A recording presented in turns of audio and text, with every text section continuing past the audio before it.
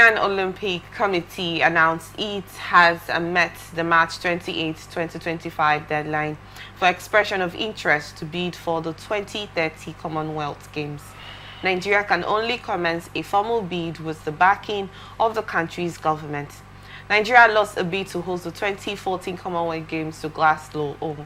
A statement released by NOC spokesman Tony Yenezianya said that Nigeria's bid for the 2030 Games in the capital city of Abuja will present a unique opportunity to showcase its development, enhance its global standing, and invigorate its sports culture.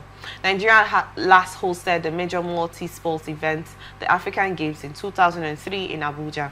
That experience will provide a solid foundation for Nigeria to host the game, showcasing its ability to manage the logistics, hospitality, and infrastructure developments required by such events, the NOC statement read. This would also provide a compelling narrative for the nation's progress and readiness. Okay, it's Glasgow, not Egypt, so I get it now.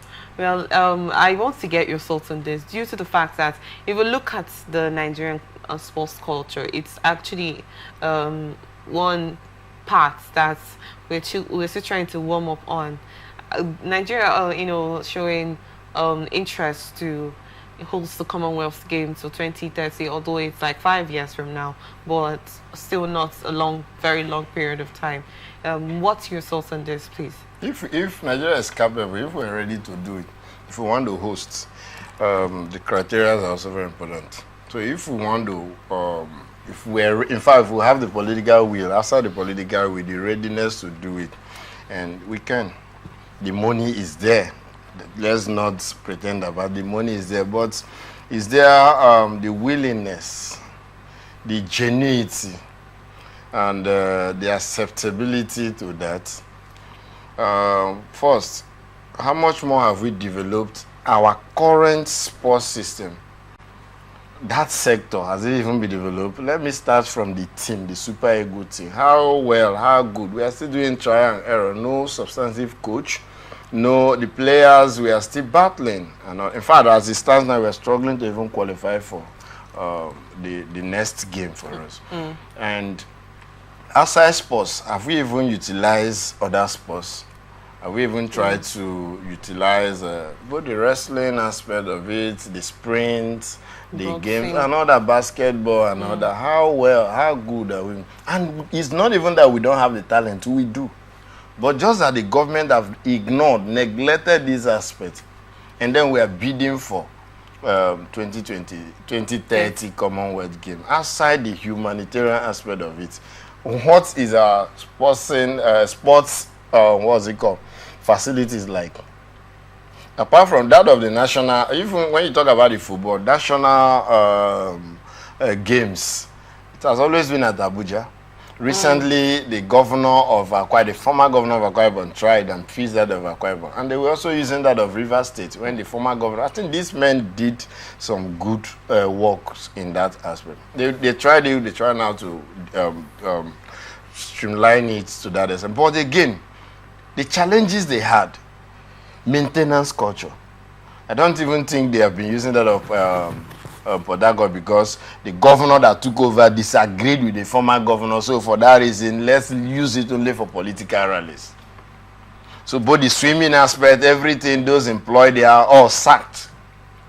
Good of a thing, we're still using that of Akwa Ibom. So hosting Commonwealth Game, are we not going to concentrate on what we have in Abuja and Port Harcourt, and Akwa Ibom?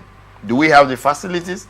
Then if government wants to develop their facilities, with the way things have been going, will they be willing to build new stadium, build other things, harness talent, a lot to be done within 5 years? So are we ready for it? And because if you're hosting, you must be sure you want to win several things. So have we been utilizing our people? So you can see how much more is being with us as a country. And if that's being hosted, it is even to our advantage. Huge advantage. Economy to develop us and all that. Hotels, different persons, businesses will boom and all that, new ideas and all those some people will make friends. From there, some persons will travel out, and then you see, but all of this, because we have failed to develop our own, we may not be able to make it. But if we can make it, fine for us as a country. Well, talking about development, you talked about the this part of growth. When you talked about the protest and take it back, I will still refer back because you said a whole lot at that time. The growth of the country, if it's actually to an extent that is acceptable to Nigerians, I'm sure there won't have been any protests firsthand. Let's leave it at that. And then we'll also look at the part of the security of the country. Most investors have left this country, I hope you know. Most companies have left this country because of the issue of power supply, insecurity, whatever the case may be, that they decided to leave, the country and not want to invest in Nigeria. And do we have enough? Have we actually, like you stated, have we actually gotten to that point where those things have been put in place? Because if you are going for the highest stuff, it's okay to dream big. This is actually a good one, as the case may be. Looking at it, it's a very applaudable decision for Nigeria to host a Commonwealth Games in this country. But what are the necessary moves have you put? When you're building, I'm not an architect, but I know if you're building, you start from the foundation. Exactly. You can't just build up there and start from the roof. What will hold the roof? Why not start from home? I made a statement about chasing after rats when your house is on fire. Nobody likes to see rats, but why not quench the fire in your house while you chase the rats later? The fire could actually get to burn the rats eventually, as the case may be. So why not start from home? Build the system, build the culture, build the sports culture first while we dream big for the higher one, because life is on stages. You start from somewhere, and as the case may be, do the necessary things that should be done in that before we actually get to that point. So I also want to get your thoughts on that security aspect. Have we actually gotten it enough for those investors that already left the country to want to come back? Most of them, the investors have left, so most of foreigners are literally going to be here. Have we gotten it? Because most of the things that happen in governance in this country, they see it, they hear it. Have we gotten the what's the word? The trust of these people to want to, do something here. The last, as he stated, the 2003 one that was held. That was because whatever the case may be, probably like you said, we met the criteria of whatever necessary things that should be done. So it will be an amazing situation. It will be there in the record that Nigeria actually held another Commonwealth game. I want to get your thoughts on this, please. You're very right. If that's heard also, it will send a signal to send signals abroad that I think the security situation in the country is stable. It's a very good strategy. And then our security situation now? Will it even encourage the athletes to even come in? That's another thing. We've been battling with security challenges. I'm just trying to get a picture where I don't want to also be a prophet of doom, where I was saying it's like this criteria may be hard for us. But the truth be told, whatever we are even planning, we are talking about 2030. The 2030 year may not even be this current government. It may not even be if, let's say, after votes, it will be a change of government. But the foundation you talked about, what foundation have the current government laid? The current minister of sports, who may be clapping very well because this is coming to his table. What foundation has he been able to lay on it? The other sports activities we've been having, how much have you been able to harness on the people? Then the security aspect of it, even the games, the national and international games we've been having, what's the security situation? Have they been bold to come and stay and then spend time in this country? Security will also be part of it. Will be a big challenge to it.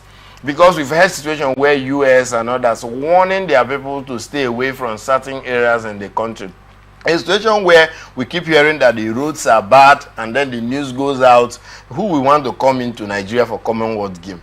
Now, a situation where we hear they've thrown bomb here, so many persons died here, they killed, even the situation that happened in Edo State and all that. So that insecurity is also going to affect our chances. It's going to affect Nigerian chances if it's not tackled. And tackling it, are we even ready to tackle the security aspect of it? Have we been able to protect our own self? And then talk more of bringing people abroad to protect them. Then how about the tourist centers? How about our hospitality and all that? How good are we in that aspect to even talk about outside security? Let's say we handle the security, which I think will also take us years to be able to even tackle. We have situations here. Tackling security, we also have situation trying to handle the issue of harnessing talent. We also have situation where we have to talk about infrastructures to host these people, to even provide housing and all that. Do we even have our housings? A lot of challenges. So security is one aspect where people might be discouraged. If industries have been discouraged and left, how much more have we been able to tackle it to bring them back? But the Commonwealth Game would have been a good signal to the international community. Okay, looking at it, looking at the way the country system is right now, is there a possibility that we can get this done for the next 5 years to come? If the government have the political will to, if they are sincere, but the government is already faced with a lot of challenges that have not even been tackled. We are battling with bringing down the price of petrol. We've not been able to solve it. We're battling with bringing down the inflation. We are being ravaged by inflation. In fact, Nigeria is the third highest after, what was it called? Sudan and South Sudan. South Sudan economy rate is about, inflation rate is about 118%. Then that of Sudan is about 78%. Then Nigeria follows outside other countries. So Nigeria is battling with Burundi. So if we cannot be able to tackle inflation in 1 year, so we have to tackle that, then tackle insecurity, then start building our facilities. So I don't know how long it will take us to even build all the facilities that are needed for the game. And then start also now harnessing talent. The possibility is low.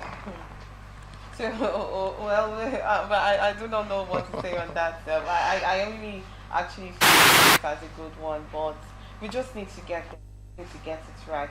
Looking back at this whole protest and what are the people actually protesting for, that's another question. I always have to refer back to the United States protest. We saw the tariff. The tariff is actually the whole executive order that President Trump signed since he got into office. Some people were affected, deportation, whatnot, laying off staffs from the US aid and all of that. So we saw reasons why there was issue of protest over that.